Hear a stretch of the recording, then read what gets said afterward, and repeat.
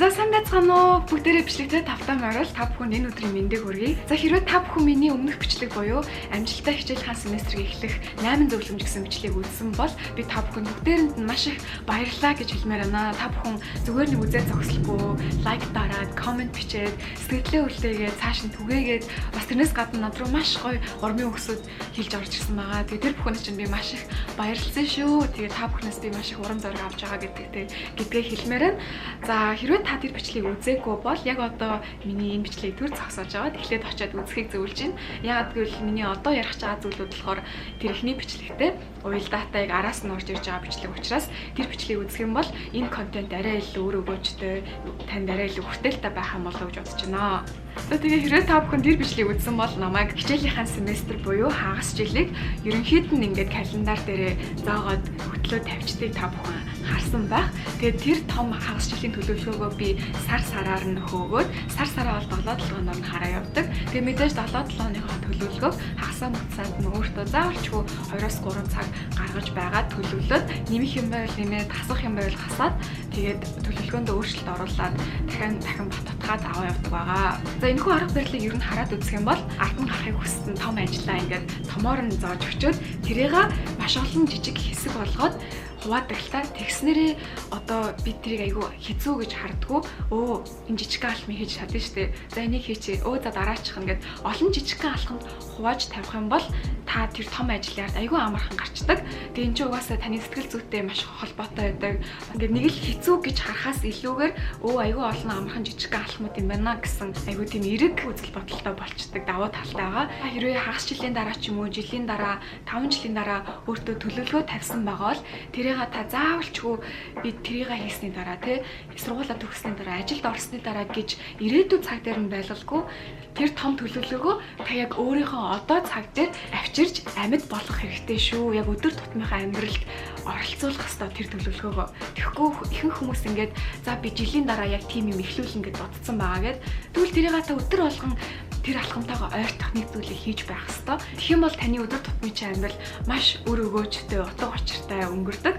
За би болохоор өнөөдөр та бүхэнд өглөө нүдэ нээгээд бэлэн болоо гэрээсээ гарan гартлаа яг тэр хугацааг хэрхэн өнгөрүүлдэг талаар өөрийнхөө амьдралын хэм маягийг хуваалцъя гэж бодлоо. Тэр өдөр ямар байх гэдэг нь бол таны тэр өглөөг хэрхэн ухтаж авч өглөөгөө хэрхэн эхлүүлж байгаатай маш чухал ач холбогдолтой байдаг юм шүү. Тийм учраас одоо жишээ нь би 7-7 хоногор төлөвлөгөөгөө барай явдаг гэж байна. Тэр 7 хоногийн төлөвлөгөө маш амжилттай байхын тулд миний нэг өдрийн төлөвлөгөө маш чухал. Тийм учраас нэг өдрөө маш амжилттай байлгахын тулд бүхэл өдрийг би хэрхэн эхлүүлдэг талаар та бүхэндээ хуваалцъя гэж бодлоо. Би та нарт өнөөдөр өөрийнхөө зүгээс 6 зөвлөмжийг өгөх болно. Нэгдүгээр 6 зөвлөмж нь болохоор та бүхэнд өөрийнхөө өдрийг маш амжилттай, эрч хүч дүүрэн эхлүүлэх чинь туслана гэж найдаж байна. За гэхдээ нэг анхааруулж хэлэх зүйл нь болохоор би энэ 6 одоо амьдралын хэв маяг болох алхмуудыг өөрийнхөө амьдрал өглөө өглөө босоод за би өнөөдөр ийм юмнуудыг хийдэг болно гэл тэрнээсээ эргэж бацаагүй явсан тийм төгс амьдрал гэж байхгүй шүү. Би ч тийм байгаагүй, та ч тэгж чадахгүй байхаа. Хэрвээ тэгж чадвал мэдээж мундаг. Гэхдээ маш хэцүү хүндрэлтэй шантрах тохиолдол маш их гарна. Тийм учраас өөртөө яг хэрэгцээтэй цагийг олгоорой гэж би хүсэж байна. Эсвэл 4 жилийн хугацаанд он цаг өнгөрөхийн аясаар өөрийнхөө амьдрал нэг нэгээр нь тасаж хөвшмөл болгосон алхмууд юм байгаа юм шүү. Тийм учраас та битээ за энэ охины бичлэгийг үзэн би маргааш эдгээр 6 алхмыг бүгдийг хэрэгжүүлнэ гэдэг мэдээж ихний өдөр маш гоё явах болно. Гэхдээ яг ингээд амьдралтаа гинт бүгдийг өөртөө цаг зай тасах боломж олохгүйгээр оруулж ирэх юм бол та шантрах магадaltaй. Тийм учраас би та бүхнийг битээ шантраасаа гэж маш их хүсэж байгаа учраас аль болох амьдралдаа зугуухан өөрийгөө тасгаад нэвтрүүлээрэй гэж хүсэж байна. Жишээ нь эхний зөвлөмжийг эхний 1-7 хоног хийгээд тань таалагдаад таны бие тасаад хэрвээ болохоор юм санагдчихвэл хоёр дахь зөвлөгөөг нь амьдралдаа дараагийн 7 хоногт нь оруулж ирээд ингээд нэг нэгээр нь амьдралдаа оруулж ирэх маягаар яваарай гэж хүсэж шүү. За тэгээд олон юм ярилгүй бичлэг рүү орцгоё. За тэгээ миний өгч байгаа ихний зөвлөгөө болохоор нэгт гэвэл өглөө босоод та бүхэн нэг аяа бүлээн ус ууж агаарай. За миний хувьд болохоор ээж маань намайг бага хахаас эхлүүлээл миний өглөө босоод нэг аяа бүлээн ус ууччий гэж дандаа зөвлөдөг байсан учраас айгүй амьдралд бол хөвшмөл болсон. Тэгээд одоо болохоор яг өглөө босоод айгүй сангаж босч ирээд нэг аяг ус уучдаг. Тэгээ та бүхэн өглөө босоод ус уухын ач холбогдлыг надаар хэлүүлэлтгүй илүү сайн мэдж байгаа байх. Гэхдээ заримдаа өглөө босоод яг ингээд үлэн дээр ингээд нэг хөлсөөчгүй сангаж байхад ус уугаад байхад хэцүү байдаг. Гэхдээ ууж байгаарай, тань маш их хэрэгтэй шүү гэж хэлмээр байна. Тэгээ явандаа өөрөө засчдсан байлээ шүү.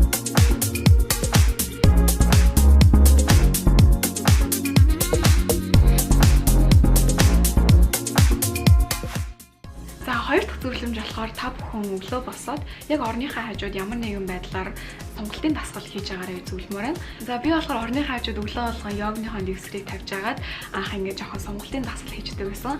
Энэ ямар давуу талтай вэ гэхээр хаяа та одоо халуун дунтаад би чи айгу чилсэн ч юм уу те буруу унтаад би чин жоохон хөшинг болцсон байл босч ирээд хэдэн сонголтын дасгал хийчихэд биений чин чилээ гаргаад тэр өглөөд айгу гоё ирчүүж өгчдөг.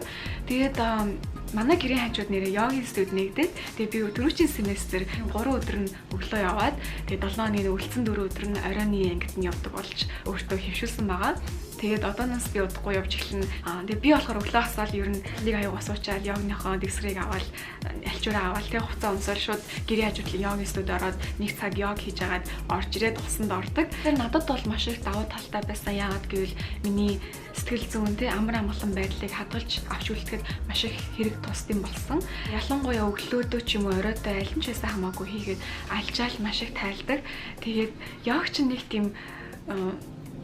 тийм галзуу тэг ингээл бүр ингээл бас сунаагаал тийм хэцүү дасгалууд хийдгүү айгу ингээд амар амгалан ингээд гэдэг айгу тийм зөөлхөн хөдөлгөөнд дасгалууд хийж байгаа мөртлөө биеийг маш гоё чангаруулж өгдөг.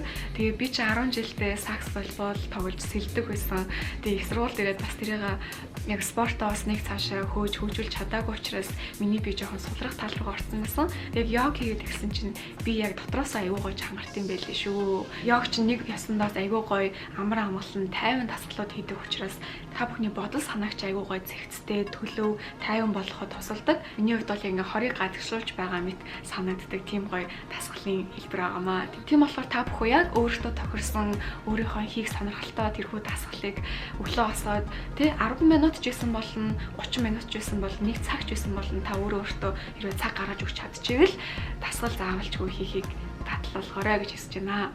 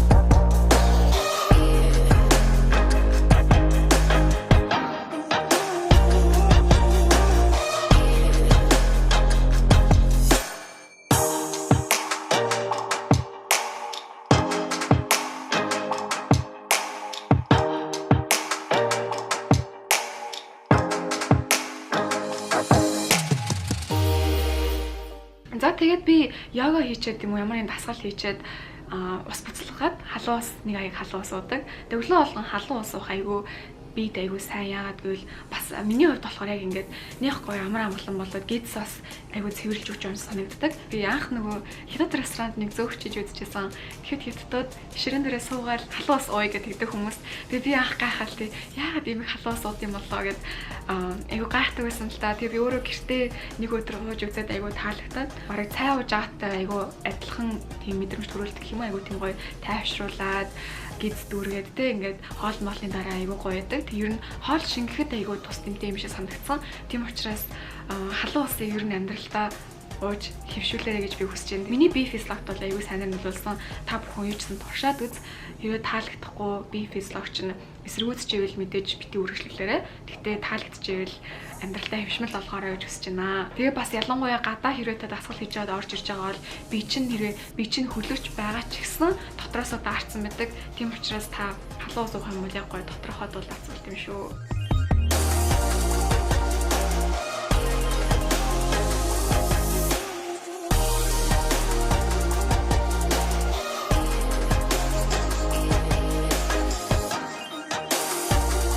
Миний өгч байгаа дөрөвт зөвлөгөө бол та өглөө гэрээсээ гарахдаа заавал ч өглөөний хоол идэж гарч байгаарай гэж хүсэж байна. Яагаад гэвэл өглөөний хоол идэхгүй өглөн дээрээ гараа явчихаар ингээд нэг үлсдэггүй.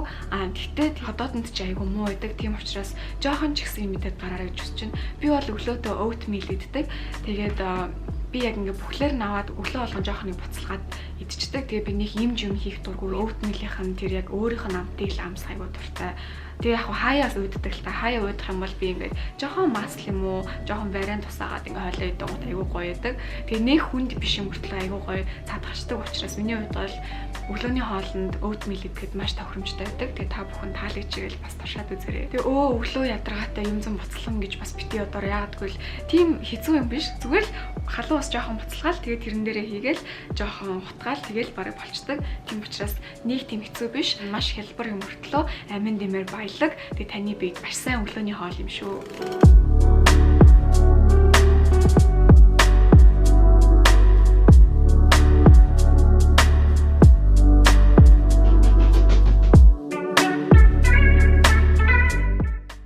Гэрэл би ингээ өглөөний хоолоо идэж дуусчаад нүрээ будаад бэлэн болдог байгаа. Тэгээ миний хувьд бол нүрээ будахад би маш бага цагийг зарцуулдаг. Бараг 5-10 минут дотор л би нүрээ будаад дуусчдаг. Тэгээ би өөрөө эндээ ч айгүй баярлж явдаг. Яагаад гэвэл нүур будахын тулд их цаг зарцуулна гэж бодохоор миний хувьд ингээ амар цаг өрөөд ам санагддаг л та. Тэгээд би өөрөө ч яг нүрээ нэх мундаг будаж мэрэгжлийн төвшөнд ингээл контуртаа сүүдэр гэрээс сүүдэр тавиад тэгж будаж чаддгүй учраас нэг цаг ордгоо байж магадгүй.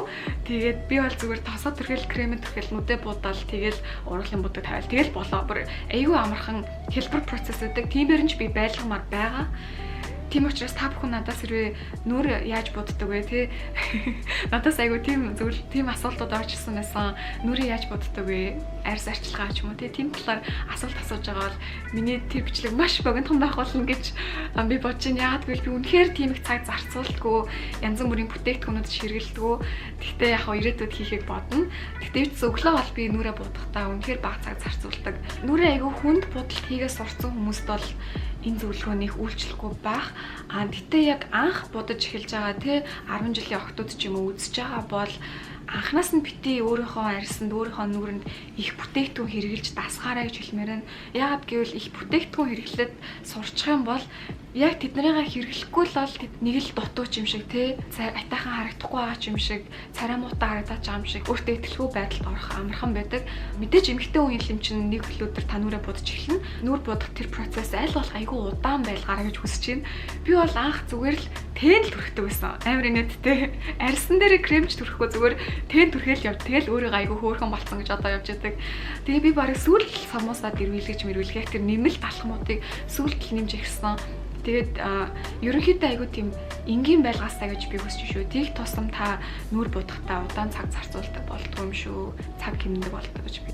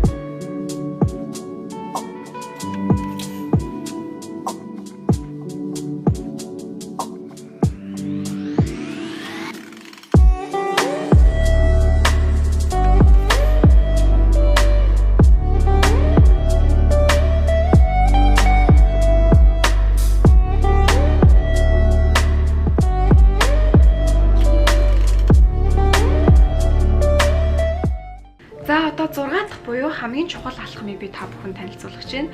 Энэ нь юу вэ гэхлээр өглөө болгон та 15-аас 20 минут өөртөө тэр өдрийнхөө төлөвлөгөөг дахиж зэгцэлж дахиж өөртөө бодож, тунгааж, баттгах цаг гаргаарай гэж би хүсэж байна. Мэдээж та тэр 7 хоногийн төлөвлөгөөг хагасаа бүтсэнд нь төлөвлөлт гаргасан байгаа. Тэнгуутаа яг өдрийнхөө төлөвлөлтөг та өглөө нь ч юм уу за мэдээж тэр оройн дахиж харсан байж магадгүй. Гэтэ яг өглөө гэрээсээ гарахаас өмнө хоол идснийхаа дараа бэлэн болчоод яг сайхан ингээд суугаад дэвтэр дээр хөтэлдэг бол дэвтрээ онгоолгоод компьютер дээр хөтэлдэг бол компьютероо нээгээд яг ингээд төвлөрөө за өнөөдөр яг ийм хийх ёстой юм байна. За эдгээр хүмүүстэй уулзаж ийм ажлууд хийх ёстой мэн гэдэг. Яг дахиад өөртөө сайхан тайван чимээгүй газар төлөвлөгөөгөө дахин нэг нэгтэлж харж хэвшээрэй гэж хүсэж байна. Энэ 6 дахь алхмын одоо гол чухал санаа нь юу вэ гэхээр та бүхэн өөртөө бодох цаг сайн гаргах хэрэгтэй. Ихэнх хүмүүс маш их зүйлийг хүсдэг л те, маш их хүсэл зорилготой байдаг, тэмүүлэлтэй байдаг. Гэхдээ тэрийгээ бодох цаг гаргадаг. Нэг юм хүсснээ бол мэдээд байдаг. Гэхдээ яг тэрэндээ хүрэхийн тулд яг боддгоо. Тэгэхээр өдөр болгон 15-20 минут ч юм уу хагасаа бүтсэн болгон өөртөө 2-3 цаг яг зөвхөн ирээдүгээ төлөвлөх. Зөвхөн бодоход цаг гаргах хэрэгтэй. Бодоход цаг гаргана гэхээр та бүхэн жоохон инээдтэй санагдаж магадгүй. Бид нар өдөр болгон л боддөө шүү дээ. Өдөр болгон боддог л тоо. Гэтэ яг цаг гаргаж бодох гэдэг шал өөр юм шүү. Тэгээд жишээ нь ихэнх хүмүүс яг өдөр тутмынхаа амьдрал түүртцэн явж байхдаа боддог. Ингээл амар ажилдаа завгүй ингээл ийм ч уцаар яал ингээл завгүй сайхан амьдарч ийн болж байна. Гэхдээ өөртөө бүх амьдралыг төр зогсоогоод төр бодох цаг өөртөө гаргах юм бол та ирээдүгөө өөрийнхөө контролд авч чаднаа. Тэгэхгүй яг амьдралдаа түүртцэн ингээ явж байгаа л за тэрийг дараа бодё дараа гэж явсаар хагаад унтаал өглөө босоод яг тийм адилхан циклээр амьдрах юм бол та ерөөсөө л амьдрал таныг контролдод байна. Та ерөөс амьдралын төлөвлөгөөнд л амьдраад байна гэсэн үг. Та өөрөө амьдралаа төлөвлөж чадахгүй байна гэж би хэлмээр байна. Тийм учраас яг өөртөө бодох цаг өглөө гаргаж хөвшөөрэй. Тэгээд 6 дахь алхам бол миний хувьд энэ 6 алхмуудын хамгийн чухал нь. Мэдээж бусдууд нь миний амьдралыг илүү дүүргэж, миний өглөөг илүү их хүчтэй эхлүүлэхэд маш их тусдсан болдог. 6 дахь алхмыг би амьдралдаа хэрэгжүүлснээр бүх зүйлийг өөрийнхөө гарт авч маш олон зүйлийг төлөвлөж амжилттай дүүргэж чадсан болохоор би энийг та бүхэн ч гэсэн хэрэгжүүл сураарай гэж маш их хүсэж байна. За ингээд өдрийг эрч хүчтэй эхлүүлэхийн тулд би өөрийнхөө амьдралын хэв маягаас 6 зөвлөмжийг та бүхэнд хуваалцлаа. Таалагдсан байх гэж найдаж байна. Тэгээд дахин сануулж хэлэхэд битгий энэ бүгдийг нэг өдөр хийх гэж хичээгээрэй. Та амар гоё өөрөөсөө урам аваад гоё эхлэн байх л та. Гэхдээ шантрах магадлал нь их байдаг учраас аль болох өөрийнхөө биед, өөрийнхөө физиолог, зам чанар, цаг хугацаа тохируулаад өдөр болгон нэг ч юм уу 7 хоног болгон нэгийг нь өөртөө 100хан дасгаад амьдралдаа хөвшүүлж хэв маяг болж оруулж ирээрэй гэж хүсэж байна. За тэгээд эдгээр зөвлөгөөнүүд та бүхэнд таалагдсан бол цааш хэрэгтэй гэж бодсон хүмүүст түгээгээрэй. За тэгээд сүүлд хандаж хэлэхэд эдгээр зөвлөгөөнүүдийг тайл нэгийг нь амьдралдаа туршиж үзсэн бол доорс сэтгэлээ үлдээгээрэй. Тэгээд дараач хамжлагаар уулзлаа. Түр баяр таа.